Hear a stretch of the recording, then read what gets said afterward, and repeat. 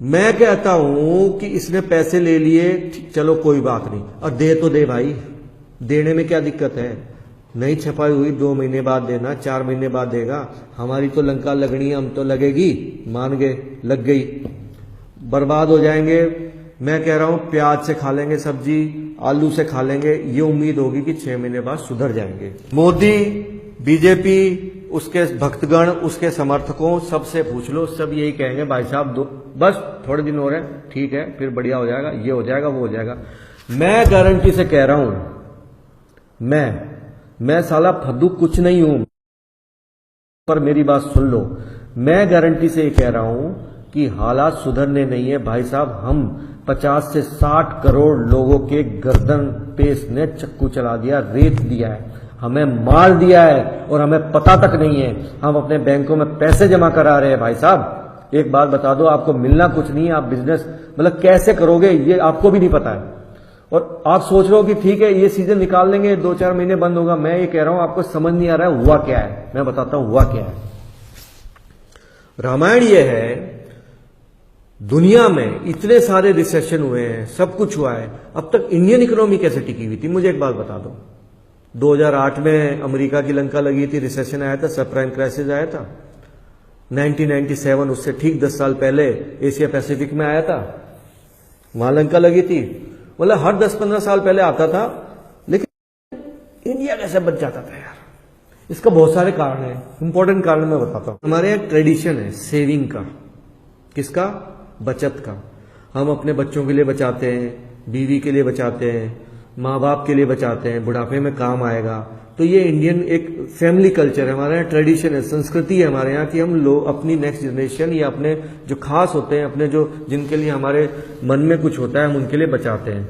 और वो रेशो कुल जीडीपी का, बचत का रेशो वो 32 से 33% होता है जनरली इंडियन इकोनॉमी में। वो अभी थोड़ा 30% हो रहा है, 29% हो रहा है। अब कहोगे यार इसमें नई बात क्या है? बात यही है, यही बचत तुम्हें हर झंझट से बचाती है, हर झंझट। वो बचत है ना, कहीं बैंकों में होती है, कहीं दूसरी डेटा में होती है, और ज्यादातर आपके घरों में होती है। आपके यहाँ 1 तोला सोना पड़ा है घर में, 2 तोला सोना पड़ा है, आप दुनिया में कितनी मुसीबत आ जाए, कितना ही कुछ हो जाए भाई साहब, आप दुनिया से झेल लोगे, दुनिया से फाइट कर लोगे। आप सोचोगे यार जो आज सूखा मर जाऊं, पैदल चल लूंगा, रिक्शा नहीं लूंगा, ऑटो नहीं लूंगा, बस में चला जाऊंगा, ट्रेन में बिना रिजर्वेशन के चला जाऊंगा। आप यही सोचोगे ना कि यार पैसा है घर में, 10,000 पड़े, 20,000 पड़े, 1 तोला सोना पड़ा है, 2 तोला है, बच्चे की एजुकेशन पे, बच्चे की शादी पे काम आ जाएगा, या उसको मैं उसके सारे आप लड़ लेते हो दुनिया से। तो वो पैसा तुम्हारा मोदी ने बैंक में रखवा दिया, तुम्हें दिखाई नहीं दे रहा क्या है? तुम्हें लाइन में लगवा के उसने तुम्हारा पैसा बैंक में डलवा दिया है। क्या बचाओगे? मुझे एक बात बता दो। तुम कहोगे यार बैंक में बचत होता है। मैं बताता हूं तुम्हें बैंक में बचत होता है? वो मालिया ने अपने बाप का पैसा लेके गया है, ये तुम्हारा लेके गया है 1200 करोड़ रुपए। ये जो 7,000 करोड़ रुपए अभी बैंकों ने सबके माफ किए, वो किसके हैं? तुम्हारे या मेरे या बैंकों के हैं? बैंक वालों के बैंकों के नोट लग रहा है। तुम और मेरे जैसे हैं जो उस बैंकों वालों को देते हैं वहां पे, है, और वो देते हैं उनको ब्याज पे आराम से, और वो क्या देते हैं? भाई साहब हम तो टन गोपाल हो, नहीं करनी है। मतलब मुझे गुस्सा तो ये आ रहा है कि एक देश का चुना हुआ प्रधानमंत्री है, उसने हम सबको मिलकर बनाया किसके नाम पे? आतंकवाद और सबके नाम पे, पाकिस्तान के नाम पे। किस लिए? हमारा सारा बचत का पैसा अपने बैंक में डाल दिया, और दे नहीं रहा है, वो लटका के दे रहा है। और अब इशारों में कह रहा है मैं दूंगा नहीं, प्लास्टिक पे आ जाओ, प्लास्टिक पे, मोबाइल पे आ जाओ, मोबाइल पे। वो ये कह रहा है कर लो जो फाड़ना है, मरते हो मरो उसकी तरफ से। 80 मर गए हैं, 80 तो फिजिकली मरे हैं, कितने मरेंगे? 50 से 60 करोड़ लोग मरेंगे, वो मैं आपको बता दे रहा हूं कैसे मरेंगे, वो भी बता रहा हूं मैं। ऐसे ले गया ये, लाइन में लगो। और आप कह रहे हो ना बचत का क्या खेल है?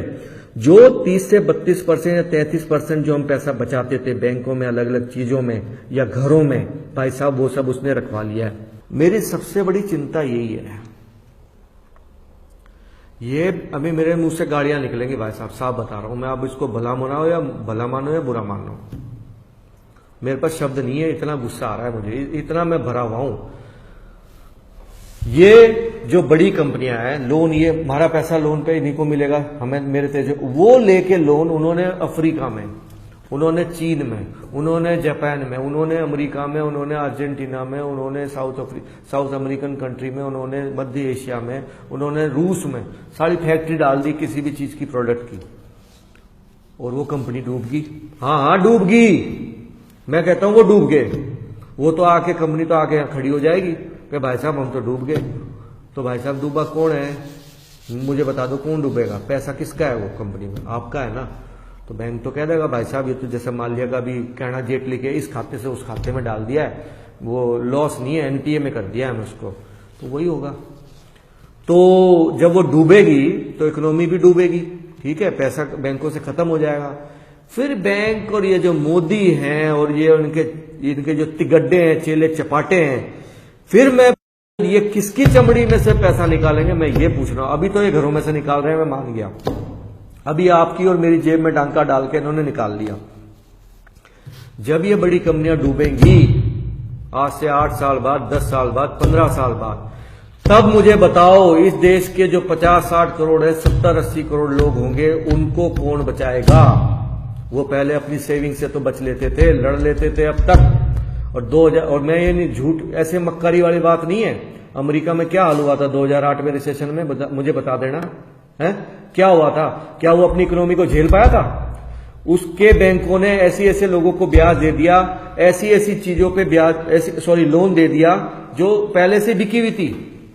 जो प्रॉपर्टी यू मान लो 10 रुपए की नहीं है, उसके लिए 20-20 रुपए के ब्याज दे दिए। उसको बोला सब प्राइम क्राइसिस है, और वो डूब गए बैंक के बैंक, सारे के सारी इकोनॉमी डूब गई। वो तो जैसे जैसे करके चलाया, क्योंकि तो 35-40 करोड़ लोगों का देश है, और वो साला अपने यहाँ तो कुछ प्रोडक्ट करता ही नहीं, सब आउटसोर्स ही करता। उसकी तरफ से तो दुनिया जाए भाड़ में।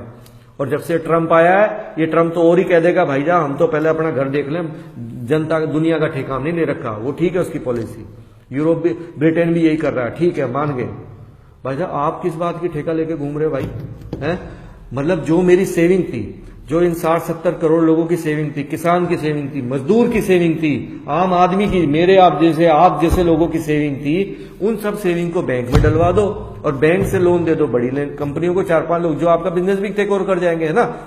और वो पूरी इकोनॉमी को वो बंदा बिजनेस करता कहीं एक जगह जाके और वो डूब गया, तो भाई साहब कौन संभालने वाला है। आपके बैंक की गारंटी कौन देगा आपके अकाउंट की, मुझे बता दो।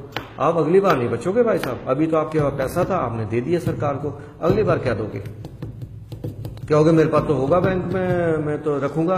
भाई साहब अगले ने तो कह रखा प्लास्टिक पे चलो, ऑनलाइन चलो, मोबाइल पे चलो, है। और तब तो फिर सेविंग कहाँ रखोगे, घर में तो रखने की जगह कैश तो रखने ही नहीं देगा अब ये, रखोगे तो बताएगा। और कोई भरोसा नहीं भाई इसका, कह देगा आप तो महीने के 10,000 रुपए नगद में ट्रांजेक्शन कर सकते हो, बाकी ऑनलाइन करो, या इतनी लिमिट तक जेब रख सकते हो, या इतनी लिमिट तक कैश रख सकते हो, बाकी जो भी होगा इलीगल होगा। तो मतलब ये तो पूरी तानाशाही है, पूरी अंधेरगर्दी है, पूरी गुंडागर्दी है, जिसका कोई हिसाब नहीं है। एक बंदे के दिमाग में फितूर आया और 1.25 अरब की आबादी लाइन में लग के खड़ी है, और खेल देख लो आप, तमाशा तगड़े वाला चल रहा है, कोई हिसाब नहीं है।